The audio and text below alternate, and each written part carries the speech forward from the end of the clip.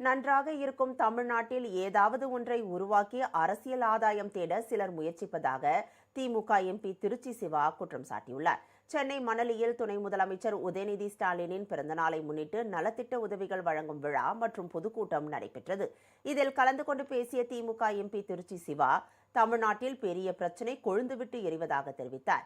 நன்றாக இருக்கும் தமிழ்நாட்டில் ஏதாவது ஒன்றை உருவாக்கி அரசியல் ஆதாயம் தேட சிலர் முயற்சிப்பதாக குற்றம் சாட்டினார். தான் வெளிநடப்பு செய்த போது திமுகவுக்கு ஆதரவாக காங்கிரஸ், திரிணாமுல் காங்கிரஸ், இடதுசாரிகள், ஆம் ஆத்மி உள்ளிட்ட கட்சிகள் பின்னால் திரண்டு வந்ததை பார்த்து நாடாளுமன்றமே பாராட்டியதாக பெருமிதம் தெரிவித்தார். பெரிய பிரச்சனை தமிழ்நாட்டில் கொழுந்து விட்டு எரிகிறது. அங்கே நன்றாக இருக்கிற சூழலில் ஏதாவது ஒன்றை உருவாக்கி அரசியல் ஆதாயம் தேட முயற்சிக்கிறார்கள். இதை நான் இங்கே சொல்லியாக வேண்டும் என்று எவ்வளவோ வாதாடினேன்.